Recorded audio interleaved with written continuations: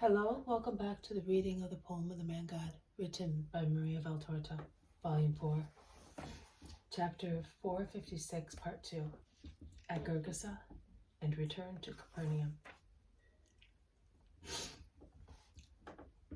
Jesus speaks.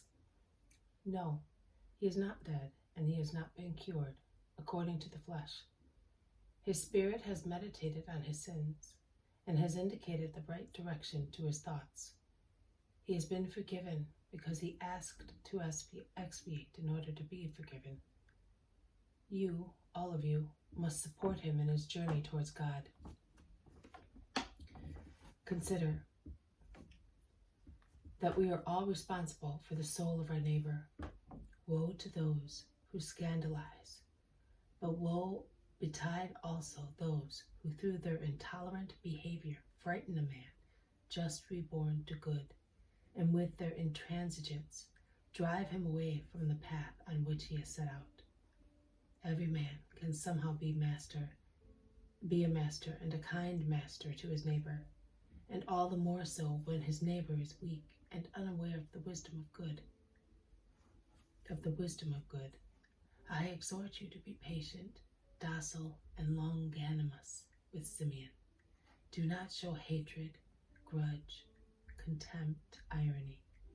Forget his past, and do not remind him of it.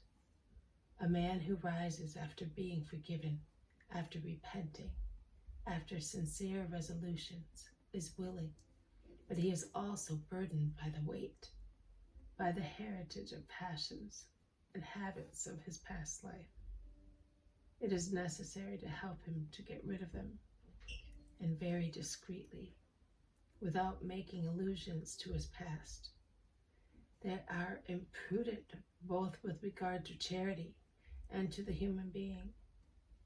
To remind a repentant culprit of his faults is to dishearten him. His awakened conscience is sufficient for that.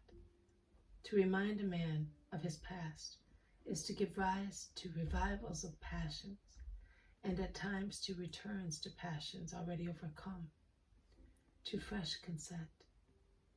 In the best of cases, it always implies leading into temptation.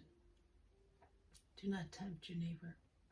Be prudent and charitable. If God has preserved you from certain sins, praise him, but do not ostentate your justice in order to humiliate who has not been just. Learn to understand the imploring look of a repentant man who would like you to forget, and who, in the event that he is aware that you have not forgotten, implores you at least not to mortify him by reminding him of his past. Do not say, he was a leper in his soul, to justify the fact that you have forsaken him. A man affected with leprosy, after the purifications following his recovery, is readmitted among the people. Let the same apply to him who has been cured of sin. Do not be like those who consider themselves perfect, whilst they are not such, because they lack charity towards their brothers. On the contrary, with your love, you are to surround your brothers who have risen again to grace, so that good companionship may prevent fresh failures.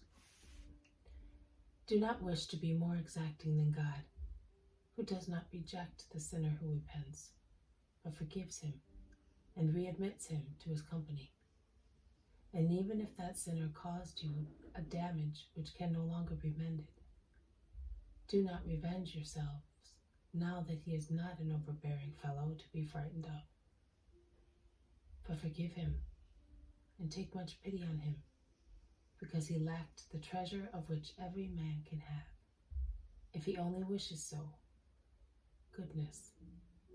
Love him, because by grieving you, he has given you the means to deserve a greater reward in heaven.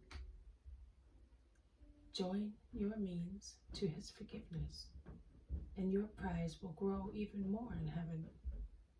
And do not despise anybody, not even if they belong to another race. you can see that when God attracts a spirit, even the spirit of a heathen, he transforms it in such a way that it exceeds many of the chosen people in justice. I am going.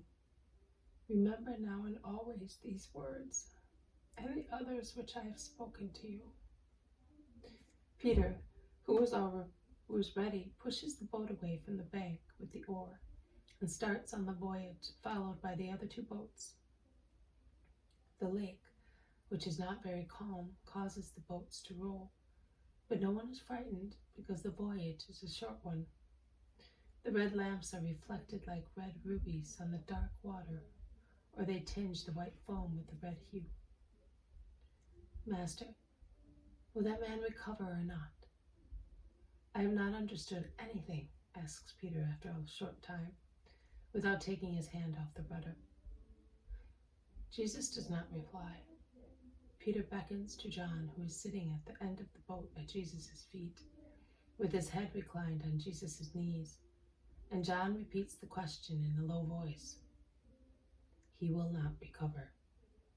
Why, Lord? According to what I heard, I thought that he would recover in order to expiate. No, John.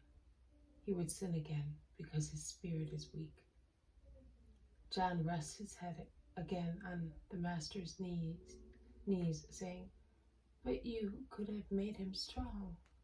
And it sounds like a kind reproach. Jesus smiles, running his fingers through John's hair and raising his voice so that everybody can hear him. He gives the last lesson of the day. I solemnly tell you that also when granting a grace, it is necessary to take into account its opportunity. Life is not always a gift. Wealth is not always a gift. A son is not always a gift. Yes, even an election is not always a gift. They become gifts and remain such when he who receives them uses them rightly and for supernatural aims of sanctification. But when good health, wealth, affections, mission are used to ruin one's spirit, it would be better not to have them.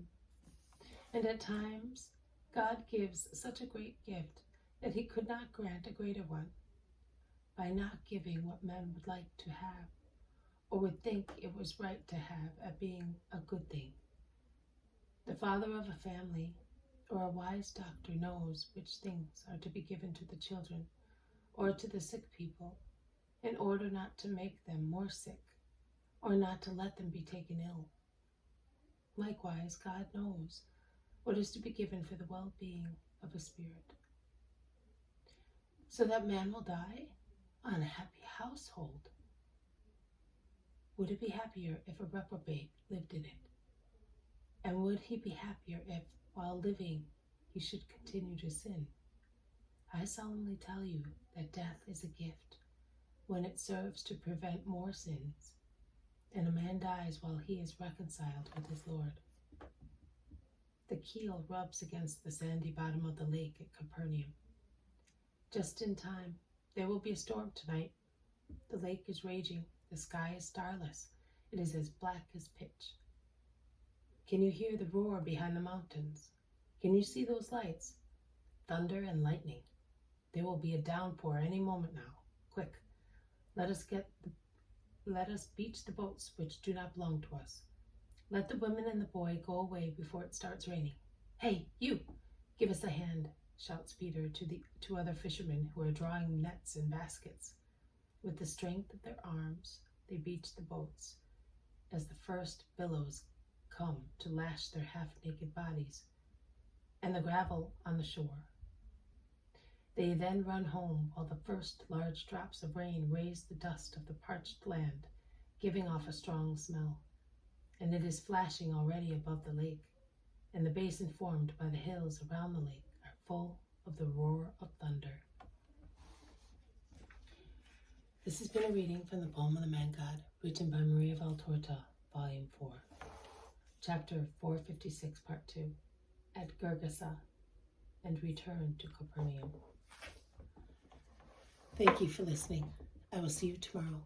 May God bless you, and may peace be with you.